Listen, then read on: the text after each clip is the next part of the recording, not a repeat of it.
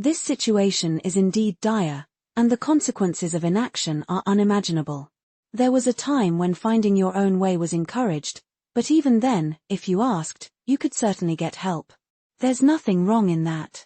However, what makes me smile is when you read in the newspapers or hear on the news about how people claim there were always preparations in place. Recently, reports have surfaced suggesting that Queen Camilla has been kicked out of the royal family, all stemming from a shocking revelation by Princess Anne, something no one saw coming. Princess Anne, known for her ability to cut through the noise and remain steadfast in her views, has uncovered a secret so explosive that it has shaken the monarchy to its core. The question on everyone's mind is, what secret did Anne uncover, and how did it lead to Camilla's downfall? In the British royal family, courtesy isn't just about good manners, it's a symbol of submission and respect for the hierarchy. The monarchy follows a long-standing tradition where women perform acts of homage, usually a formal bow when greeting and bidding farewell to those who outrank them. The reigning monarch and queen consort sit at the top of this hierarchy. This custom has been followed for centuries, a visual representation of the monarchy's structure. But during a recent high-profile royal event, Princess Anne, known for her strict adherence to tradition, left onlookers stunned. When Queen Camilla approached, the expectation was clear. Princess Anne, like others, would perform the traditional bow to the queen consort. Instead, Anne gave a polite nod and moved on.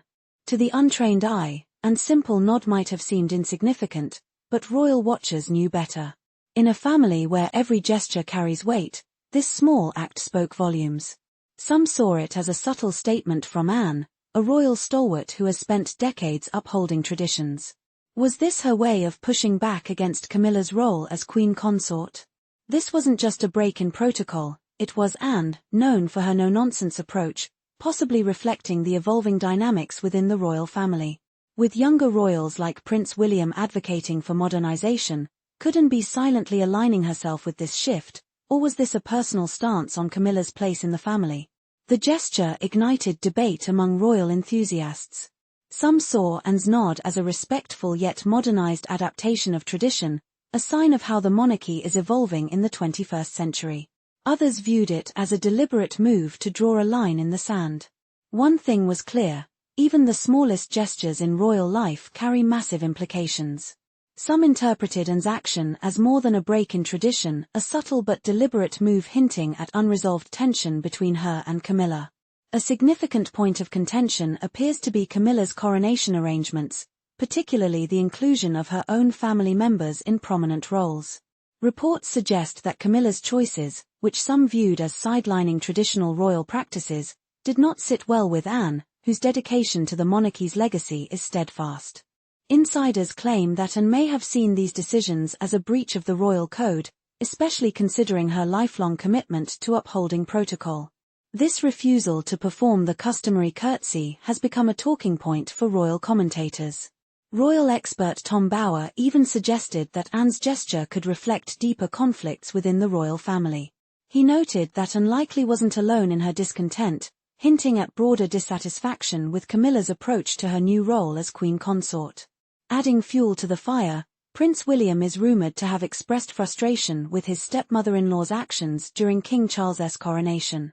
In a speech that many viewed as indirect criticism, William reportedly acknowledged the discomfort surrounding Camilla's role and its impact on family unity. Anne's gesture has sparked debate not only among royal watchers but also across social media.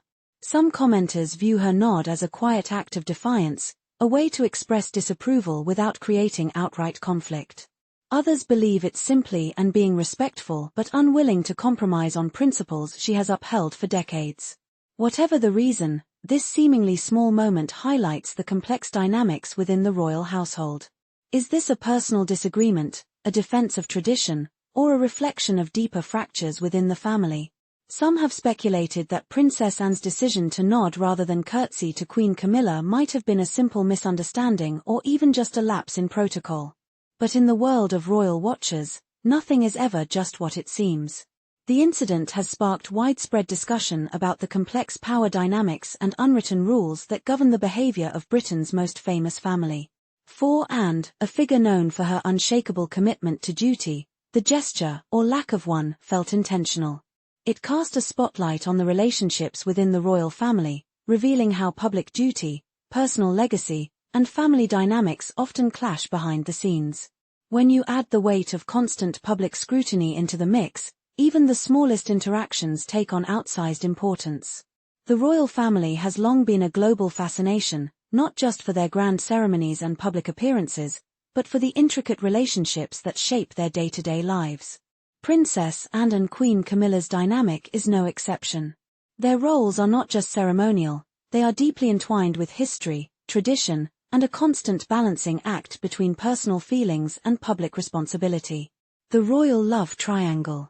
If you've kept even a casual eye on royal family drama, you probably know that Camilla was no stranger to royal circles from an early age.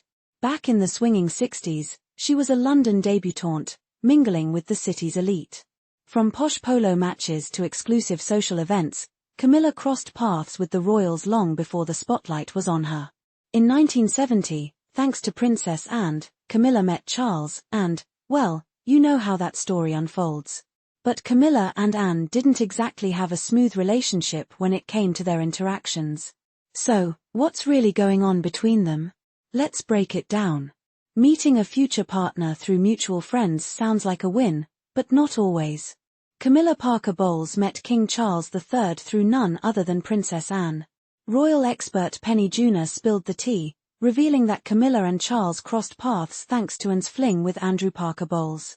Just like that, their little romance began. However, things took a turn when Charles shipped out for his Royal Navy duties.